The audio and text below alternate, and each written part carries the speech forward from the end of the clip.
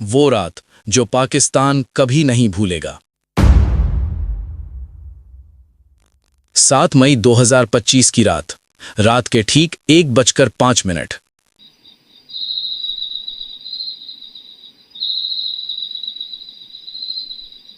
पाकिस्तान के बहावलपुर में मसूद अजहर के जैश-ए मोहम्मद के हेडक्वार्टर में सब कुछ शांत था।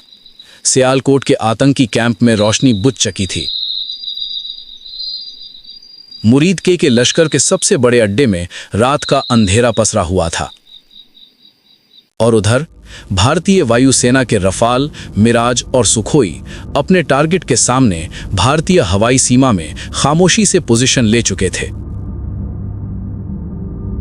लेकिन इस रात की शुरुआत हुई थी 15 दिन पहले, 22 अप्रैल 2025।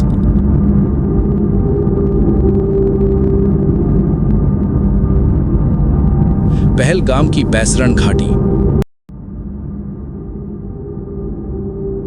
जहां पर्यटक आए थे खुशियां मनाने, जहां बच्चे घूम रहे थे, जहां परिवार तस्वीरें खिंचवा रहे थे।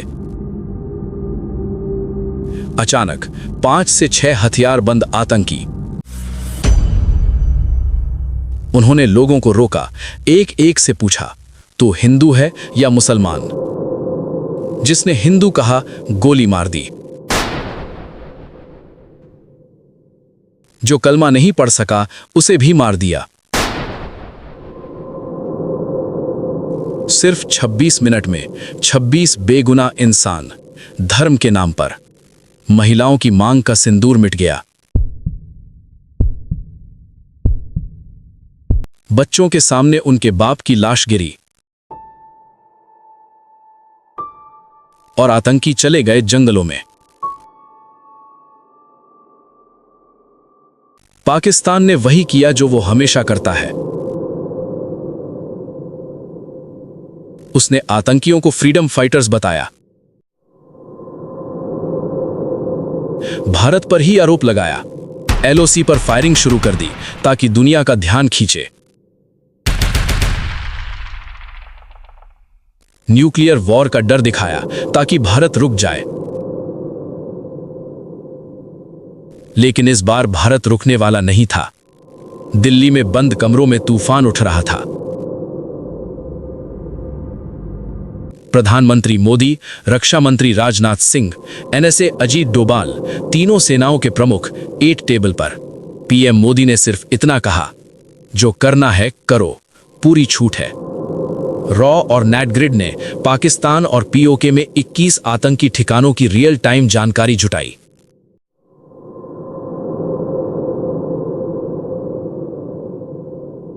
उनमें से 9 सबसे खतरनाक चुने गए।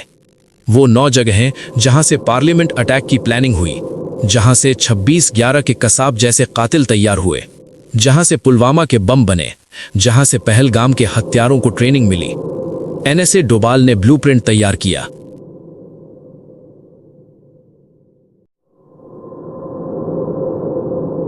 पीएम ने मंजूरी दी और नाम रखा गया ऑपरेशन सिंदूर। उन औरतों की मांग का सिंदूर का बदला जो पहलगाम में मिटाया गया था। 7 मई रात 1:05। पहला मिसाइल छूटा। पीओके के मुजफ्फराबाद में लश्कर का सवाई नाला कैंप, जहां से पहलगाम के हत्यारों को ट्रेनिंग मिली थी, वो कैंप आग के गोले में बदल गया। इमारतें ढह गई, आतंकी दब गए। जो भागने की कोशिश की वो मलबे में। इसके बाद एक के बाद एक जैश का सैयदना बिलाल कैंप तबाह।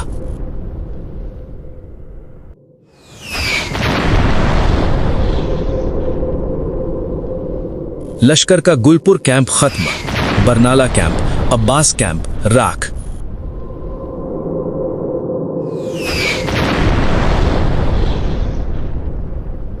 सियालकोट में जैश का सरजाल कैंप, जहां मार्च 2025 में 4 भारतीय सैनिकों के हत्यारे तैयार हुए थे, वो भी मिट गया।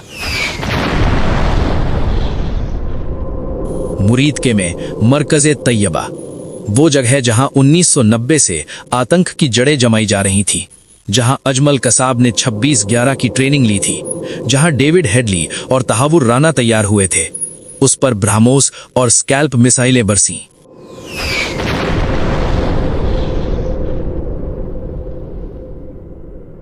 जमीन कांपी, आसमान गूंजा और वो आतंक का किला जमी दोस्त।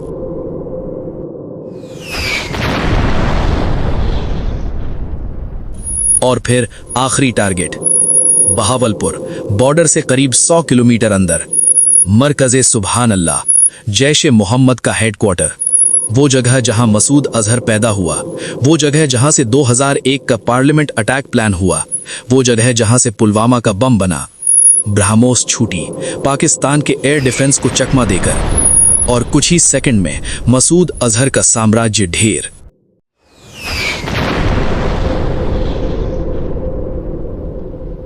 उसका भाई अब्दुल रऊफ अजहर मारा गया। IC-814 हाईजैकिंग का मास्टरमाइंड मारा गया।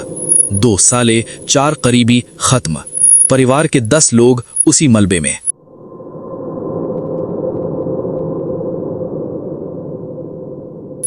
रात 1:30 ऑपरेशन सिंदूर खत्म।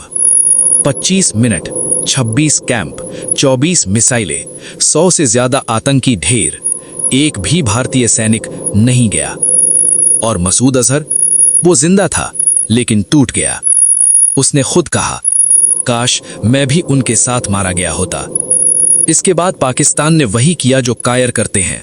रात के अंधेरे में ड्रोन भेजे नागरिक इलाकों की तरफ, मिसाइलें दागी धार्मिक स्थलों की तरफ। लेकिन भारत तैयार था। 50 से ज्यादा ड्रोन हवा में नष्ट। लाहौर का एयर डिफेंस सिस्टम भारत ने न्यूट्रलाइज कर दिया। पाकिस्तान के 11 एयरबेस कार्रवाई की जद में।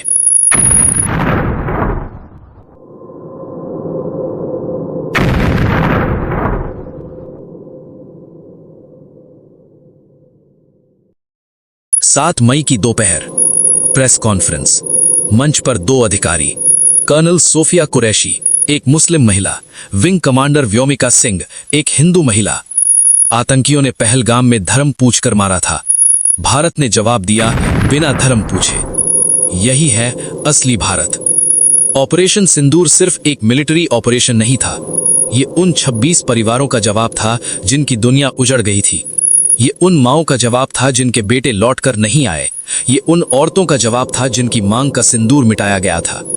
भारत ने दुनिया को बता दिया, हम माफ कर सकते हैं लेकिन भूलते नहीं, और जब जवाब देते हैं तो दुश्मन को भी याद रहता है। जय हिंद।